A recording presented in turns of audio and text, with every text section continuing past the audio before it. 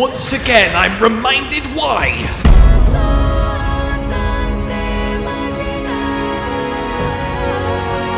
Wild's Great Sword is just the best. Hello, my fellow hunters, and more specifically, my fellow correct choosers of the rightly best weapon ever to exist, ever. Not just in games, but in history. What the fuck am I saying?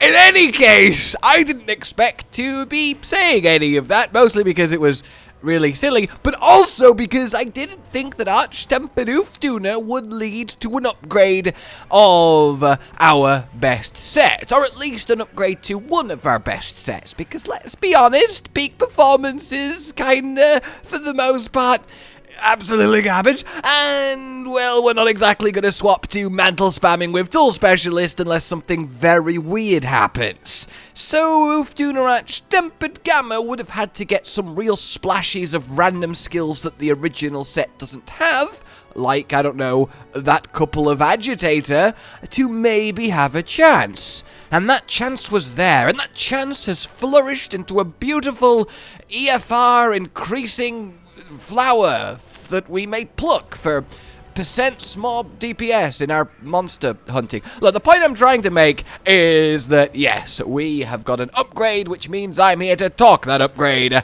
show you all the maths and the goodness, because it's actually quite a bit of goodness. We are so close to a ridiculous threshold that is always fun to hit in every Monster Hunter game.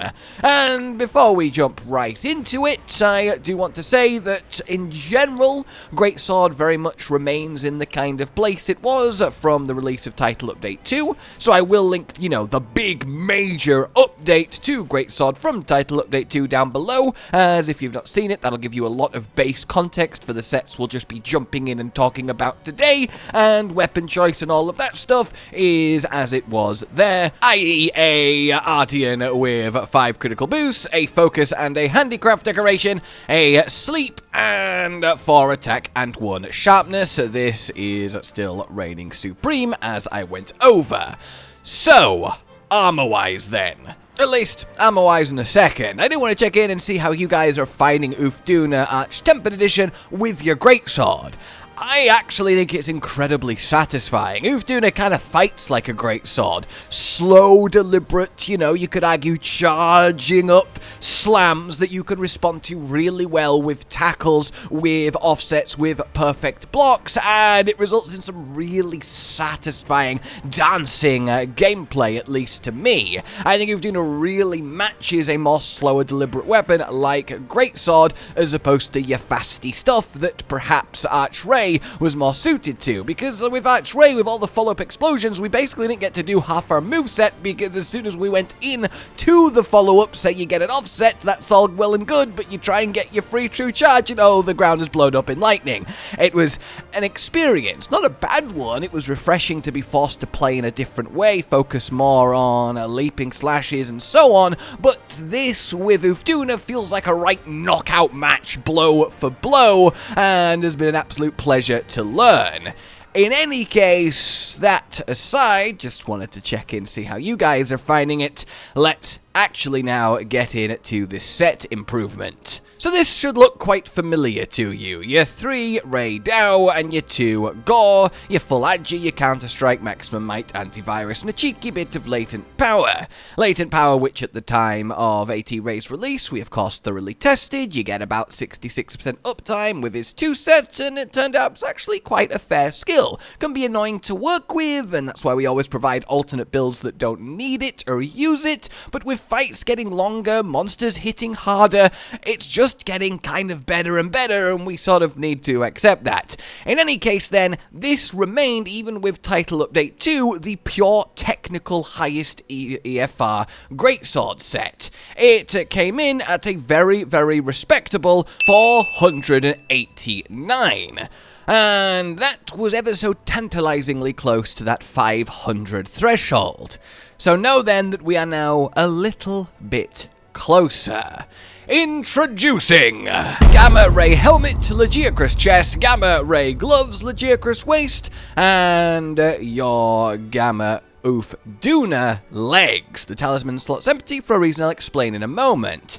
This gives us a nice little bundle of 3 Wex, your max might, a bit of stamina surge for max might uptime, and that 1 agitator. If we decorate this up, we end up then with full weakness exploit, 2 extra agitator taking it to 3, your full counter-strike maximum might, and there we are, a very nice little bundle. But you may be thinking then, what's this got to do with latent power or upgrading that set? And oh, the talisman slot's empty.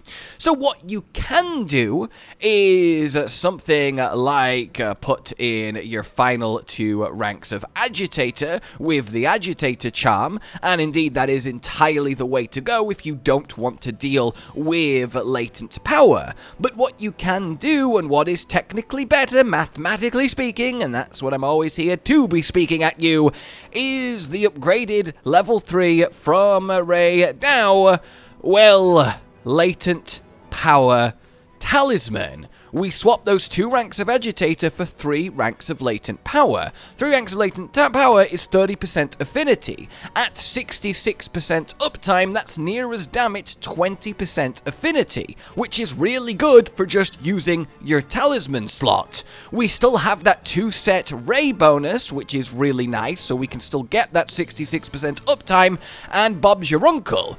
Uth Duna is wasting no time in arch-tempered form activating latent power with 1 good slam hit if you get unlucky. You really do have uptime. And what I also love about this is we have 2-set Ray Dow, we have 2-set Lagiacrus, and we have the 3-set Lord Sol, so a triple set active, which is always really nice across 3 different monsters' armor pieces. So this then results in a really, really strong across the board set. And you will see that when the maths appear, I don't know, let's say now? And behold, 491 EFR. Yes, it's only 2 more than the previous 2 Gore 3 Ray, but hey, it is more, so technically, and really, it is better, which is very, very nice. Now, if you want, you see our affinity is 95%, you can swap one of the agitator for another latent power, which will bump you up to that average 100% affinity. But it does overkill affinity a little bit, all things firing, as we're using averages here, but when your Lagiacrus set is up, when your latent power is up, when your agitator is up, you're going to have that affinity, and it's a little bit overkill. The extra little bit of raw from the agitator tends to work out, but it's not something you can completely not do if you feel like you want to go even more into latent power for some reason. But in any case, yeah, here we are, our number 1 new highest EFR set, courtesy of the Uth Duna legs. The quick sheath isn't anything crazy for Great Sword, but hey, it's not bad, and we still have 2 stamina surge and 4 constitution, which is really good maximum might uptime. So with that all said then, what are the other sets that we have as option? Well, just to reiterate, if you really want to play with 3-set Arch-Tempered for Lord Sol for that guts, but you don't want any latent power, this is the way to go. Have your talisman fill in the last 2 ranks of weakness exploit or agitator, and enjoy the fact that we now can run a set with the holy grail of 5 Wex, 5 agi, 3 counter-strike, 3 maximum might. That's like the quartet of fill them out and you're good for Greatsword, so that's really nice. It's not as technically effective, but if you don't like latent power but do want to use 3 pieces of arch-tempered gear, this is the way to go. Then, if you want to be real comfy and have that 3-set Arch-Tempered for the 1 extra life, and also squeeze in your 2-set Zoshia for some super recovery, you can do this. You get the same overall skill package, but you lose the 2-set Lagiacrus, so it does do less damage overall than the version I just showed you, but it does very much get the job done, and gives you that extra safety net of slow trickle regen. Though with how high damage damage is you're basically alive or you're not when you're facing the highest challenges, so, you know, it's a little bit less effective than it used to be back in Title Update 1, but hey, it is an option. Weaker than the previous ones though, of course. Lastly then, this set remains very, very nice. It is your 3 Lagiacrus and 2 Gore from Title Update 2 that I went over. This is our best set that doesn't use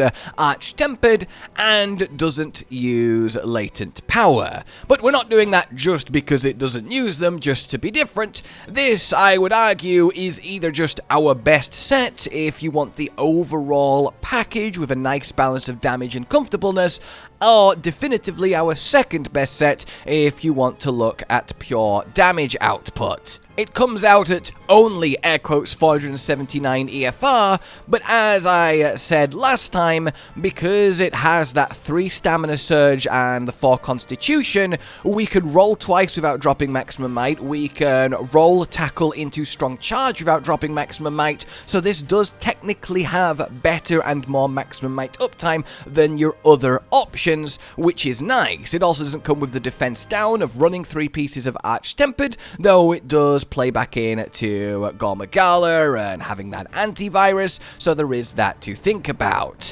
Essentially, I would either use this if you don't want to think about latent power and Arch-Tempered and just want something that works, is strong, uses Lagiacrus, which is fun, and has consistency. But if you want the technical highest damage to push, then use this new option gifted to us by Arch-Tempered Uth Duna with your 3 latent power from the talisman, and enjoy the lovely results.